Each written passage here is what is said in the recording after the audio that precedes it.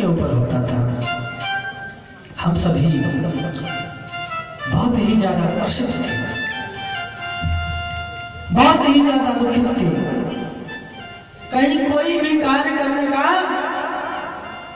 अवसर नहीं मिलता था। जैसे कि शांति चित्त से कथा सुन रहे हैं या आयोजन करते रहे, तो उस समय ऐसे शांति ढंग से और इतने आनंद पूर्वक हम लोगों को कोई कार्य नहीं करने दिया जाता था। और अगर करते भी थे तो जजिया कर लगता था। तो उस समय भगवान श्री गोस्वामी तुलसीदास जी महाराज का ये ग्रंथ, उनका बड़ा ही प्यारा भजन है। मुझे पूरी पंक्ति याद नहीं, लेकिन उन्होंने लिखा कि दुर्दिन में हमें तुलसी आधार मिल गए, दुर्दिन में हमें तुलसी आधार मिल गए, बहती हुई नौका के पतवार मिल गए, दुर्दिन में हमें तुलसी आधार मिल गए, आधार मिल गए, बहती हुई नौका के पतवार मिल गए, बहती हुई नौका के पतवार मिल गए, बहती हुई नौका के पतवार मिल गए। दुर्दिन में हमें तुलसी आधार मिल गए, दुर्दिन में हमें तुलसी आधार मिल गए, आधार मिल गए, बहती हुई नौका के पतवार मिल गए, बहती हुई नौका के पतवार मिल गए।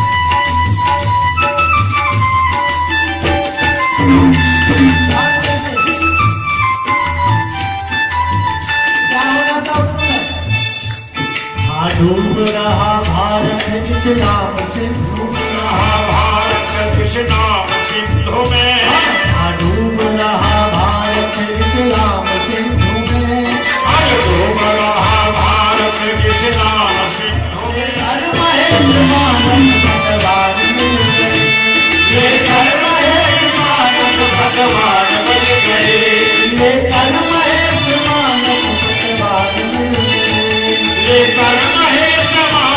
भगवान मिल गए, ये धर्म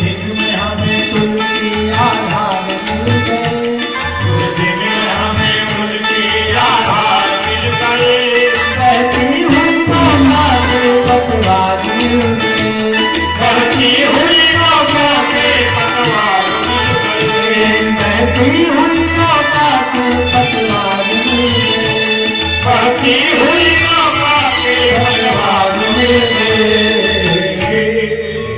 दुर्दिन में हमें तुलसी आधार मिल गए, बहती हुई नौका के पतवार मिल गए। कैसा दूषित था? डूब रहा भारत इस्लाम सिंधु में, डूब रहा भारत इस्लाम सिंधु में। उसी समय कैसे उबारा? लेकर महेश मानस पतवार मिल गए। जबरदस्ती धर्मांतरण कराया जा रहा था, लेकिन उस समय गोस्वामी जी की ये लेखनी ने बड़ा ही ठोस कदम उठाया, और इतना बड़ा प्रभावशाली कदम कि धीरे धीरे आप सब देख ही रहे हैं। तो जो भी जिस प्रकार से भी, जिस भाव से भी, चाहे हम जहां भी हैं, प्रेम पूर्वक कोई भी ग्रंथ, कोई भी भगवान की कथा, बस हृदय से वहां पहुंचे और हृदय से किसी भी तरह की कामना ऐसे भगवान के सामने कोई मांग की कोई जो है आवश्यकता नहीं है, बिना मांगे सब मिल जाता है। लेकिन हमें उसके लिए उस स्थान पे जाना होता है, उस भाव से जाना होता है। अगर हम पहुंच जाते हैं तो हमारी कामना की सिद्धि अवश्य होती है। आइए आप सब पुनः बाबा मुरलीधर के जयकारे के साथ जिस ग्रंथ का आश्रय लेकर बैठे हैं उस ग्रंथ के ऊपर चर्चा करें। बोल बाबा मुरलीधर महाराज की। इस रामचरितमानस के 7 कांड हैं। 7 कांड के प्रथम कांड बालकांड है, आप सब परिचित हैं। बालकांड के मंगलाचरण में 7 श्लोक।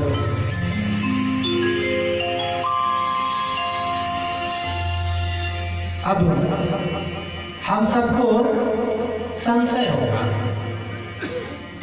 या हम सब सोचते होंगे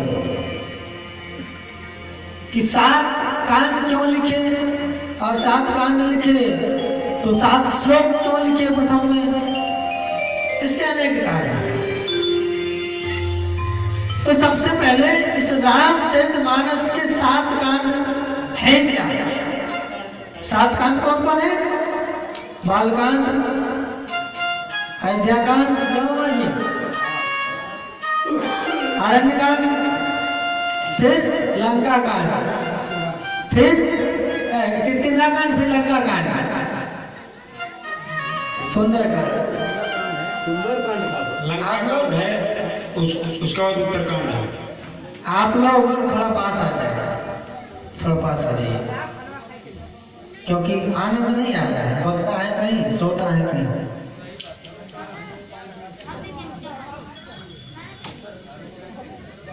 बालकांड, अयोध्याकांड, अरण्यकांड, किष्किंधाकांड, सुंदरकांड, फिर युद्धकांड, मारामारी, इसको लंका कांड कहते हैं, और फिर अंतिम उत्तरकांड। तो सर्वप्रथम है बालकांड। ये बालकांड क्या है। बालकांड अभी हमने कहा था ना कि ये सुरतरु ने कल्प वृक्ष। तो ये कल्प वृक्ष है तो कैसे है, क्या है। अब पेड़ में तो जड़ होता है, तना होता है, शाखा होता है, पत्ता होता है, फूल होता है, फूल होता है, फल होता है, फल होता है, रस होता है कि नहीं होता। तो अभी आप कहेंगे बाबा जी आप कह दिए कि ये कल्प वृक्ष है, तो कैसे मान रहे हो। तो आप सुनिए कैसे है। बालकांड जो है जड़ है।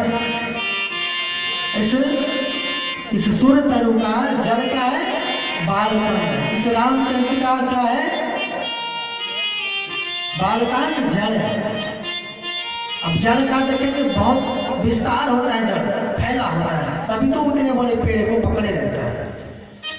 तो बालकांड बहुत विस्तृत कांड है। अगर बालकांड कथा कही जाए ढंग से तो कम से कम 5 दिन बालकांड में व्यतीत हो जाएगा। तो बालकांड जड़ है, जड़ हमेशा फैला हुआ रहता है, तो इसमें बहुत विस्तार है। बालकांड बाबा गोस्वामी जी कहते हैं कि बालकांड जड़ है और उसका धड़, हम लोग क्या क्या कहते हैं, धड़ पेड़ में जो लगता है वो क्या कहते हैं हम लोग, क्या फेड़ कहते हैं। हमारे झारखंड में फेड़ कहते हैं उसको। तो अयोध्या कांड क्या है, उसका क्या कहते हैं उसको, जड़ के बाद जो निकलता है उसको क्या कहते हैं, शाखा। तो अयोध्या कांड है शाखा, और शाखा में से फिर तना होता है, डालियां होते हैं कि नहीं। अयोध्या कांड के बाद आता है क्या, अरण्य कांड, वन कांड। तो अनेक शाखाएं मैंने बहुत तरह की, एक पेड़ में कई शाखाएं, कई डालियां होती हैं। तो अरण्य कांड में भी कई शाखाएं हैं, छोटे छोटे ही कई प्रसंग हैं, बहुत प्रसंग। और अरण्य कांड के बाद किष्किंधा कांड। किष्किंधा कांड क्या है? इसके पत्ते। फिर आता है सुंदरकांड। सुंदरकांड इस कांड के फूल है। सुंदरकांड इस वृक्ष के फूल है। अब कहेंगे फूल कैसे? तो इसमें भक्त और भगवंत का मिलन होता है। श्री हनुमान जी महाराज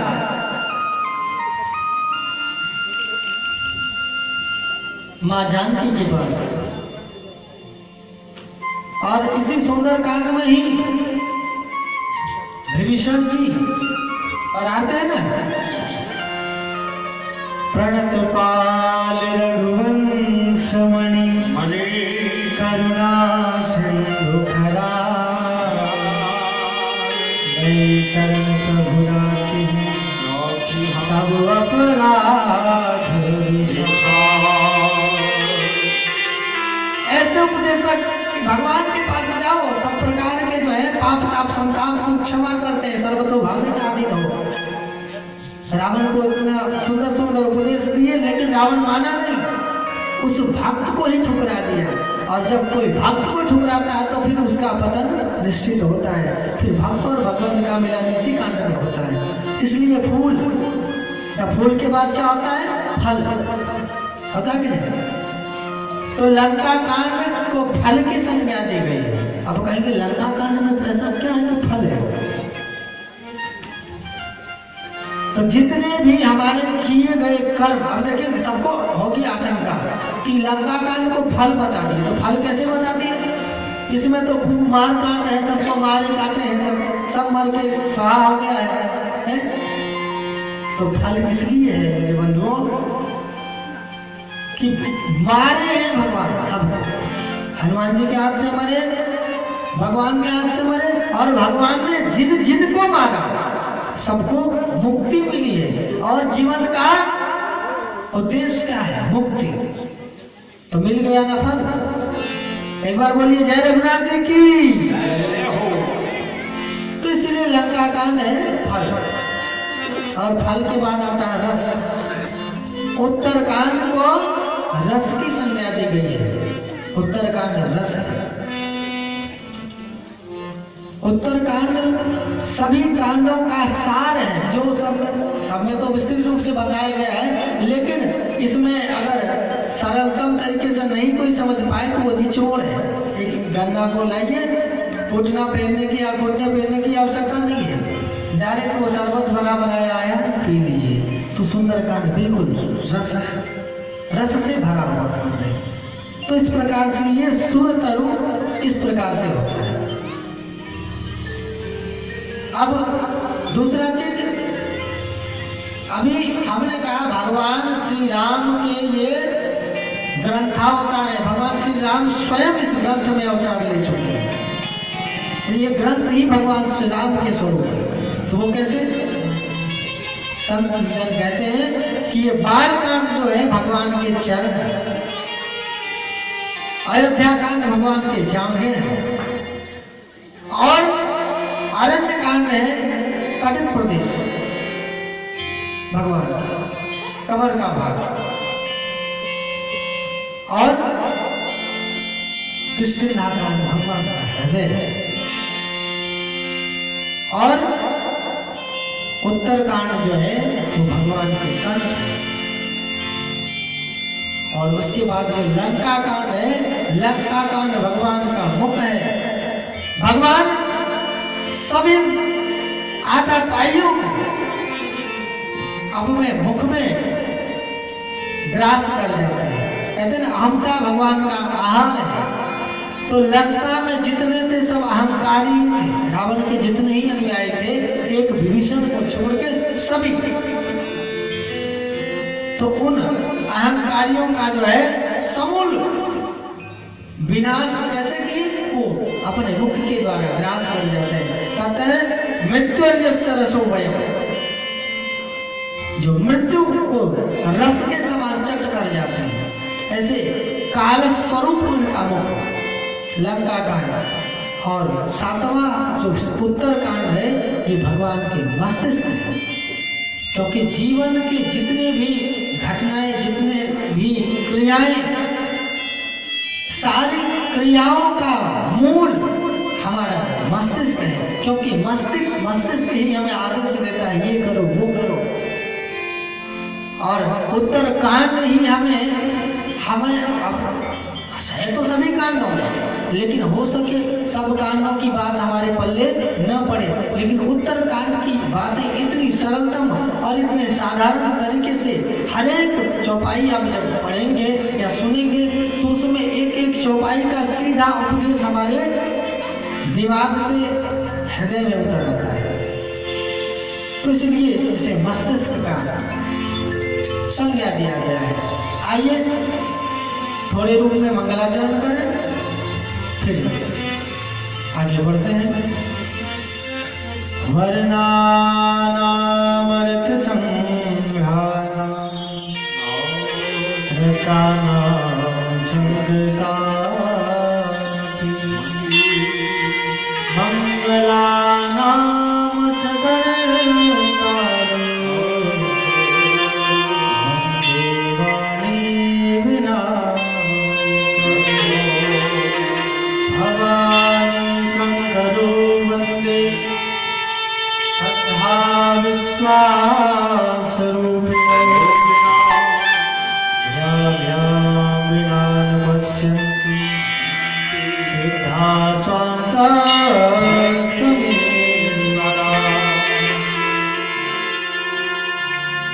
वर्णानां अर्थसंधानां रसानां संगसामपि। बाबा जब गोस्वामी जी इस ग्रंथ की रचना करने लगे तो बोलो राम जी महाराज की। जब इस ग्रंथ की रचना करने लगे तो सबके मन में हुआ कि गोस्वामी जी तो राम भक्त हैं, तो ये सबसे पहले जो है श्री राम, जय जानकी, जय हनुमान या फिर शिव के नाम से प्रारंभ करेंगे। लेकिन यहाँ गोस्वामी जी ने न राम के नाम पर आरंभ किया, न कृष्ण के नाम पे आरंभ किया, न दुर्गा के नाम पे आरंभ किया, न ही भगवान शिव के नाम पे आरंभ किया, क्योंकि हो सकता है सबको लगे कि नहीं राम जी के अत्यंत प्रिय भगवान शिव है तो शिव के नाम पर आरंभ कर दें। गोस्वामी जी ने कहा कि नहीं, हम ऐसा कोई कार्य नहीं करेंगे कि आने वाले समय में, क्योंकि अब ये कलयुग जो है ये उस समय भी तो कलयुग ही था, लेकिन तार्किक अभी वर्तमान समय में जैसे तर्क शास्त्री जो है इस तरह के तर्क शास्त्री उस समय नहीं थे। गोस्वामी जी भविष्य दृष्टा, उन्होंने सोचा कि अभी हम अगर ऐसा वैसा कुछ लिखें तो आगे हो सकता है आने वाले समय में गोस्वामी जी सोचते हैं कि होने वाले समय में कि लोग तरह तरह की टीका टिप्पणी करेंगे, जैसे अभी करते नहीं, कई ऐसी चौपाइयाँ हैं, कई ऐसे जो है ग्रंथ के श्लोक हैं जिसका अनेक प्रकार का अपने दिमाग से उड़ान जो है अर्थ लगा देते हैं। एक श्लोक, एक चौपाई है धूल गवार शूद्र पशु नारी, ये सब तारण के अधिकारी पता नहीं क्या क्या लगा लेते हैं। इसके ऊपर भी चर्चा करेंगे जब प्रसंग में आएंगे तब। तो गोस्वामी जी भविष्य दृष्टा थे, वो जान रहे थे कि आने वाले समय में ऐसे ऐसे लोग होंगे कि पता नहीं क्या क्या सोच लेंगे। कोई कहेंगे कि अगर राम के नाम पर आरंभ करेंगे तो हो सकता है लोग कहेंगे कि अरे राम जी क्षत्रिय वंश में उत्पन्न हुए, तो जो ये क्षत्रिय वंश में उत्पन्न हुए तो इसलिए जो है ये राम जी का नाम आरंभ किया, और ये राम जी के नाम के बाद जो है आगे जो लड़ाई होती कि अरे राम तो हमारे वंश में, आगे भविष्य दृष्टा देखिए गोस्वामी जी कह रहे हैं कि आगे के लोग कहेंगे राम हमारे वंश में उत्पन्न हुए, है ना, क्षत्रिय कहेंगे राम हमारे वंश में उत्पन्न हुए, इसलिए पहले राम जी का नाम लिखाया गया। तो सबसे पहले इस ग्रंथ पर मेरा अधिकार है, इस ग्रंथ को हम सभी पढ़ेंगे, इसके अधिकारी हम जो चाहेंगे वो करेंगे। कल हो सकती है ऐसी भावना। दूसरा चीज अगर और कुछ लिख दें तो कल गोस्वामी जी के बात का कोई और मतलब न निकाले कि गोस्वामी जी ब्राह्मण है, ब्राह्मण ने इस ग्रंथ का जो है रचना किया तो इसके अधिकारी ब्राह्मण ही होंगे। कल ऐसे ऐसे समाज में विकृतियां न उत्पन्न हो तो सीधा सीधा गोस्वामी जी ने वकार संपुटित ब्रह्म बीजाक्षर से इसका प्रारंभ किया। वकार स्वयं ब्रह्म बीजाक्षर है, इसलिए वर्ण शब्द से शुरू किया।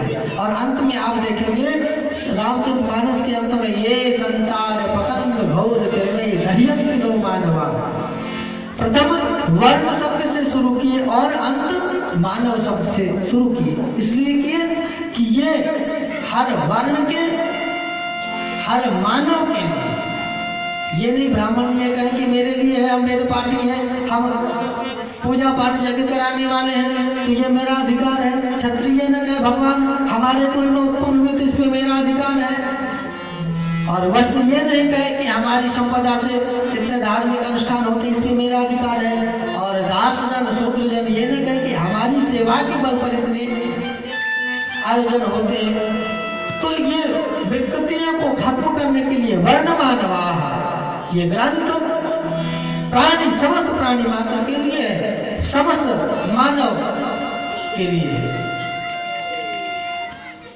प्रथम गणेश जी और महारानी सरस्वती की वंदना, दूसरे में भवानी शंकर वंदे श्रद्धा विश्वास रूपिणो, भगवान शिव और माता पार्वती जो श्रद्धा और विश्वास के स्वरूप है।